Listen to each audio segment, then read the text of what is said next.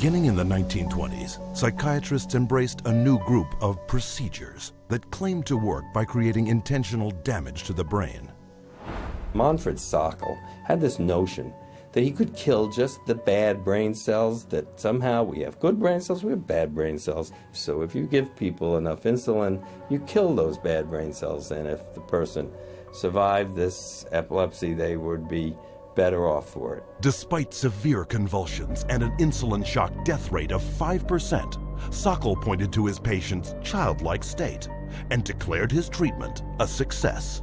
Hospitals built insulin shock wards, and coma therapy became big business. Not to be outdone, Ladislaus von Meduna of Hungary believed he could drive out mental illness by inducing brain-damaging seizures with a drug called metrazole. He noticed his epileptics had no mental health problems, and his mental health patients, his psychiatric patients, seemed to have no epilepsy, and so he thought doing one would obviate the other. The theory was that epilepsy and schizophrenia couldn't coexist in the same brain, and that if epilepsy was induced, that a seizure was caused, it would, quote, drive out the schizophrenia. There's no scientific basis for this whatsoever. Metrazole was fast and lucrative.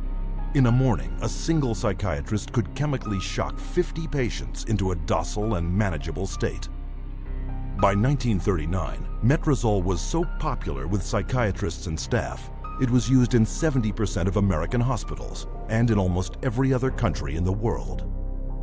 The financial success of insulin and metrazole sparked the development of an even more profitable method of inducing brain-damaging convulsions.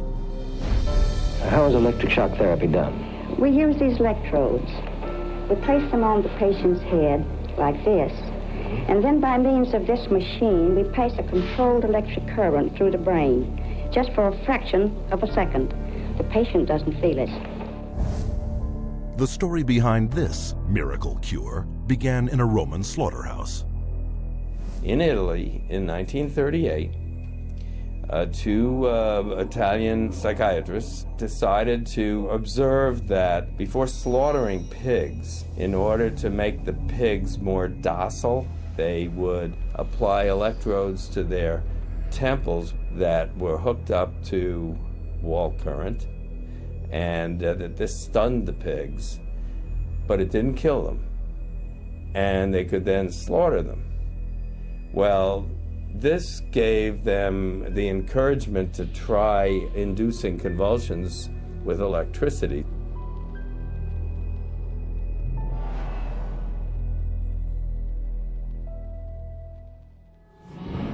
We would see teeth falling out, broken spines, bones knocked out of joint, broken bones, and people even getting internal organ damage from being restrained while they were having these uncontrolled writhing seizures, convulsions. Many patients have been returned to their homes and jobs who might still be here if it were not for this helpful form of treatment.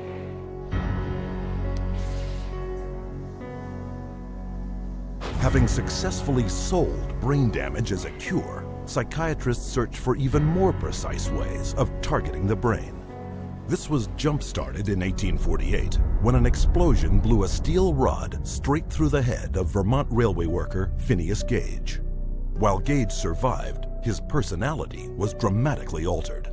70 years later, Portuguese neurologist Egas Moniz would try to obtain a similar result by drilling into a patient's skull and squirting pure alcohol directly into the brain, killing the tissue of the frontal lobes. Moniz called this new procedure a lobotomy. Dr. Walter J. Freeman would become lobotomy's most infamous practitioner. He discovered he could do it faster without having to drill through the skull. There was no anesthesia, and he would just lift up the eye and stick nothing more than an ice pick right into the brain, right under the orbital bone, and then just rake the thing back and forth until he was satisfied that he had caused enough disruption of brain tissue, and then pull it out. Freeman traveled the country in his lobotomobile, hacking apart his patients' brains on stage, or sometimes right there in the vehicle. And he would pull up and offer lobotomies to people, get referrals from the local doctors, or sometimes people didn't even go through doctors. They'd go right to the lobotomobile, and he would just do the brain-damaging procedure right there. By the time his surgical privileges were revoked after his last patient died on the operating table, Freeman had performed or supervised over 3,500 lobotomies, more than 25% of which, by his own admission, left his patients in a vegetative state. They lobotomized 1 million people in the 40s and the 50s and beginning of the 60s until they came to the conclusion that this was a destructive treatment. But though the stories of miraculous cures were soon exposed as brain-damaging frauds, psychiatrists kept one step ahead, inventing new forms of psychosurgery, passed off as medical advances. I completely shuddered from head to toe.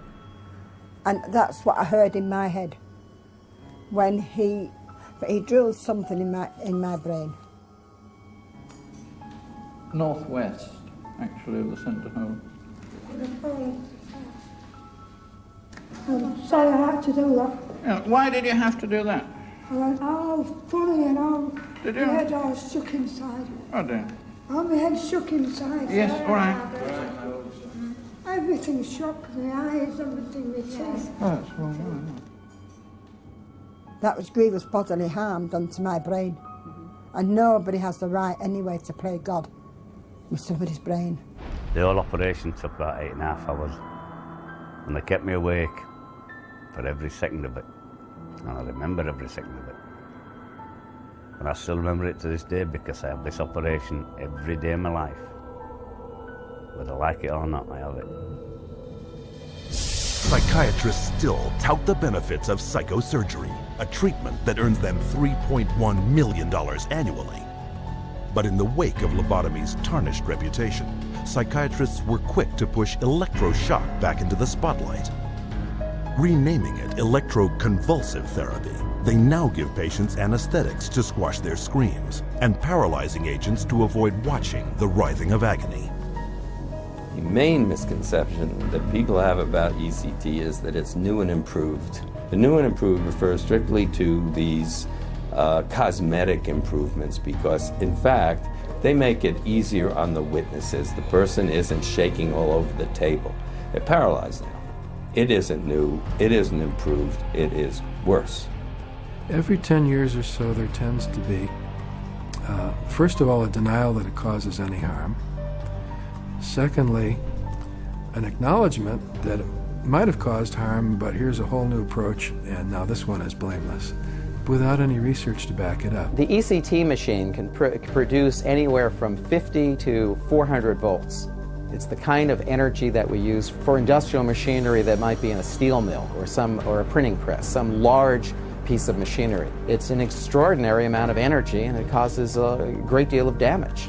And while stories of prisoners physically mistreated with electroshock are well publicized, the amount of voltage doled out by psychiatrists for ECT is up to 33 times greater.